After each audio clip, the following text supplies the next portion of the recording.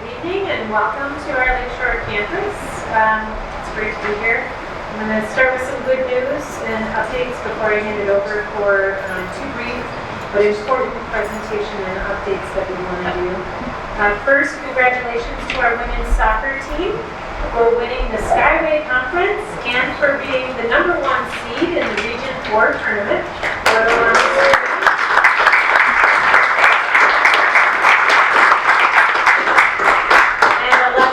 Mention it, but our gym floor has been completed, so please come cheer on our athletes and enjoy that new space. Our Prairie Voices publication, which is CLC's Student Literary Arts Journal, won second place in the Central Division of the Community College Humanities Association Literary Magazine Competition. This award-winning publication is created through hard work of Professor Nicholas Chavera, who is the editor, our graphic designer, Elaine Lazarus, the art editor, Bob Lossman, and 3 student editors, Karen Braun, Susan Dougherty, and Leanne Frieda. So congratulations to them. Our Science and Engineering building received the 2019 Merit in Design Sustainable Design Award at the American Institute of Architects Northeast Illinois Chapter Awards Dinner on October 17th.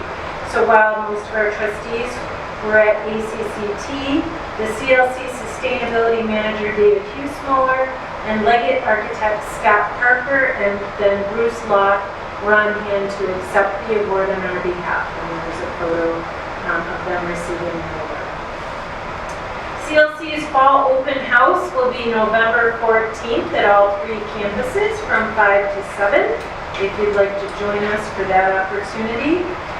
And then from a community engagement standpoint, during CLC's 50th anniversary on September 25th, Allie O'Brien represented CLC on air for the WIIL radio spot. We've got some photos to share of her rocking the radio. Thank you, Allie. And then with Lake County being home to over 1,000 manufacturers, CLC is currently celebrating Manufacturing Month by showcasing its degree and certificate programs, career opportunities, in collaboration with the Lake County workforce ecosystem and educational partners. Earlier this month, we hosted Engineering Night. The CLC team did thank you visits to local manufacturers on Manufacturing Day. We hosted a career talk session that featured local employers on the topic of employability skills for many of our students. We hosted a high school advisor counselor tour of CLC and local manufacturers so they can learn about the many career opportunities to share with high school students. And this week we have 2 manufacturing job fairs that will be held at the Grace Lake campus and a manufacturing breakfast on Friday and a mechatronics lab open house that will be held here at the Lakeshore campus. So lots of great activities going on around Manufacturing Month. Our Achieving the Dream coaches visited CLC on September 30th and October 1st. I'd like to thank trustees Finger, Howland, and Stanton for meeting with our coaches and hearing their reflections about their visit. And then I also want to recognize some campus services team members. We've implemented the Print Cost Recovery Project, which included the implementation of a managed print system college-wide under the guidance of Pat Argadelis and John Alfano. We're seeing really good outcomes as a result of this project. Students and employees are benefiting from access and flexibility to print from anywhere to anywhere, which is phenomenal. The college is benefiting with over $90,000 in annual cost saved on our copier lease, plus we're estimating additional savings of over $18,000 just this year on paper costs. So good work on behalf of that team. Provided at your place, I provided our report that we committed to you on the CSRS penalty fees and the governor's salary. So you'll find a brief handout titled October 22nd Board Update. You'll see we have savings over prior years, so that's good news. You also have a copy of the college's first quarter report for the college plan, a copy of the student and educational affairs updates, which is providing a great outline of all the great work of students, staff, and faculty over the past month.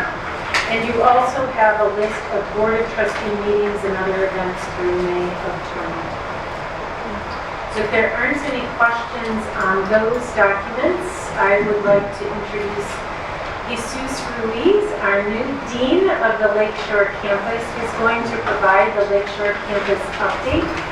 And then we'll have our student success update from Thank you, Dr. Sandy. And again, welcome to the Lakeshore campus. We are very glad to have you.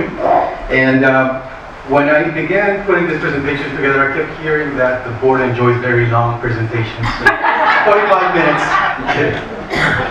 So I'll be brief with my presentation. But I want to take an opportunity to present myself to the board, introduce myself to the board, and give you a little bit of my background. As the newest member of the team here at, or at least in the administration side of the Lakeshore campus, I wanted to give you a little snapshot of who I am. So I'm a long life resident of Waukegan. I grew up around this area, just a couple blocks west of here. I immigrated here as a child from my native Mexico. I attended Waukegan Public Schools and did my rounds at 3 different grade schools. I graduated out of Waukegan High School with a great GPA that allowed me to get into Loyola University in Chicago. I was an American Chemical Society Fellow during my junior year of high school that allowed me to work at a research laboratory in what used to be called Fisk University of Health Sciences in Old Chicago. I was a published author by the age of 18 out of that opportunity, and I published a couple papers on cell volume regulation. And so that allowed me again to expand my my horizons. And so I like to think of myself as a scientist at heart. I love science, I enjoyed it a lot. And I obtained a bachelor's in biology out of Loyola with the dreams of becoming a physician. As many of you know, dreams don't always come true the way we envision them. And so I hit a couple things on the way, including economic pressures. As I graduated from Loyola, I was not prepared to take the MCAT, for example. Nobody ever taught me about the MCAT. I had no idea that was something I needed to do as I was going through my college years.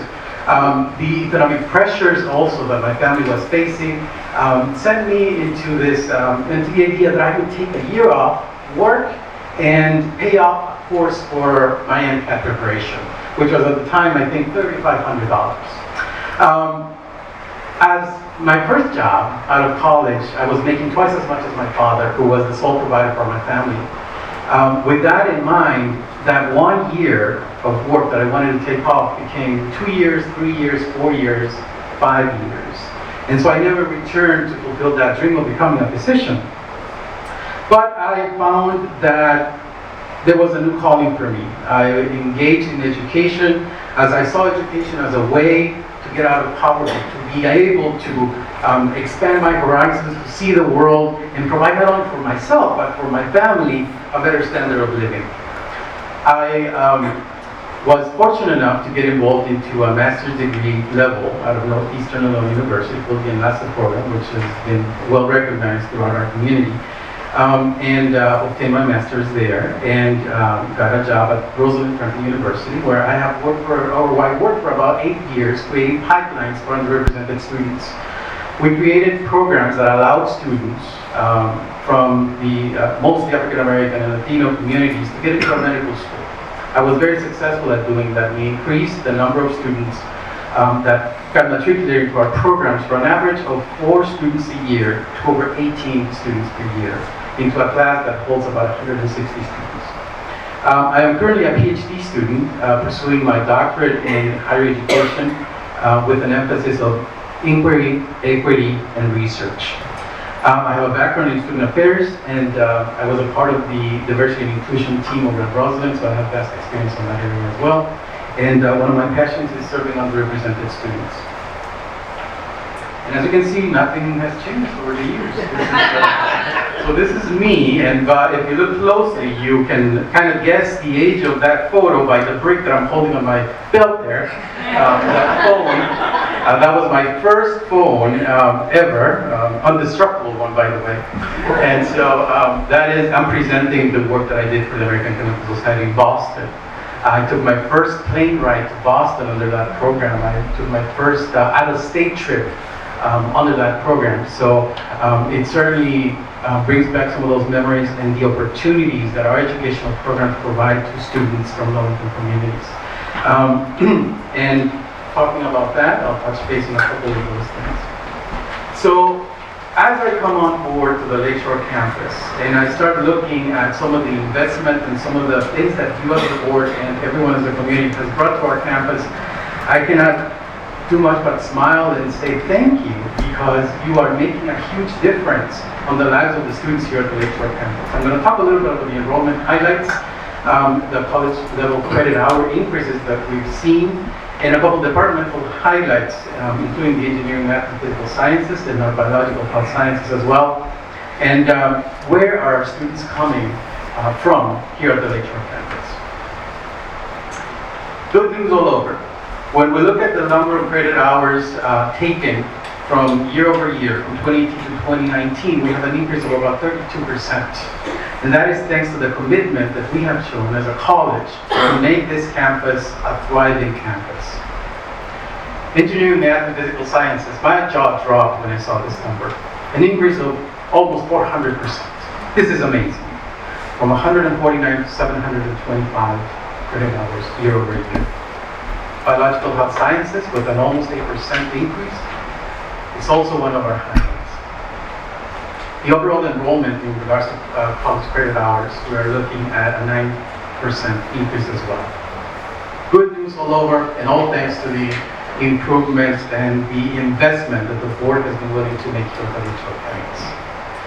The communities we are looking to serve are the primary communities we are actually serving on this campus as well, with Waukegan, Zion, and North Chicago being the top 3 communities we are serving. Now, that doesn't mean they are the only communities we are serving. We have students coming from as far away as Round Lake, from as far away as Mandalay, and serve at this campus. But the vast majority of our students, 72% of them, are coming from Waukegan.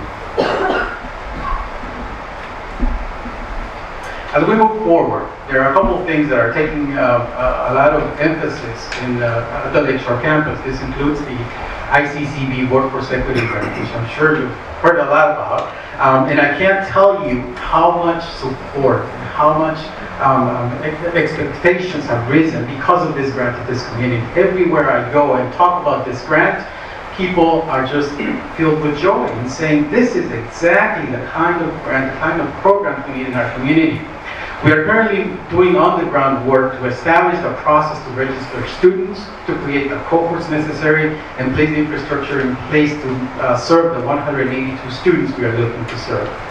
We are developing community partnerships, not only with those that are going to help us recruit the students, but also those that can connect us to the employers. I've been to multiple community meetings, making sure that people are getting the information necessary, but also hearing them and understanding what their needs are. If they don't fall within this grant's prerogative, finding actual opportunities within the college itself to serve those students that may not qualify for the programs we are offering. So it's been a great welcome, if I say the least. Mechatronics lab is now complete, as some of you saw upstairs, and if some of you missed the tour, I'll be happy to give you one after the meeting. But the work is now complete. That doesn't mean that we are done. We are completing more work with the HVAC laboratory, as well as establishing a new space for welding on our 3rd floor. And that, with your help and approval, will get in place shortly. The new building is certainly something that has built expectation here at the Lakeshore campus. As we are preparing for that new building, we have a great problem to solve. What are we going to do with the empty space that we are going to leave behind? We are beginning that work. and Dr. Sarek has been graceful enough to ask me to spearhead that effort in understanding what our community needs are, getting feedback not only from the divisions, but the administration, the community, and more importantly, our students. Understanding what it is that they want, what can we bring to the Lakeshore campus that will serve the community. It is incredibly important. I'm a huge believer in giving a voice to our students, understanding their needs, and hearing that voice. The other piece that I wanted to highlight is the close collaboration with the CLC Foundation. I've had several meetings with them. We've had a great introductory meeting. And one of the things that keeps coming up is the potential of this campus to be a hub, not only for the community of Waukegan, but for the North Shore communities, and understanding the things that we can do to engage those philanthropic entities in this community, which are numerous, and are willing to partner with us if we provide the services that our community wants and needs. We are looking forward to creating those partnerships, and there's a couple projects in the pipeline already that I will update you in future meetings. With that, I again want to thank you for your dedication and investment in the Lakeshore campus, and I'm happy to answer any questions you may have. And I leave you that wonderful picture of our lakefront, which I can't wait for that building to show it to us from 6 floors up.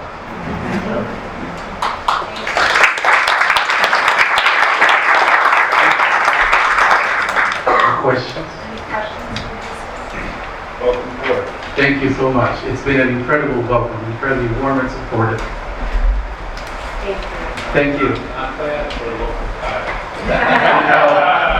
I can tell you that many times I walked past this college when I was a kid, going on my way to the library. Never in my wildest dreams would I imagine that I would be leading the campus. So I thank you for the opportunity, and I am living proof that this community is vibrant and can achieve its dreams. Thank you so much. Nice.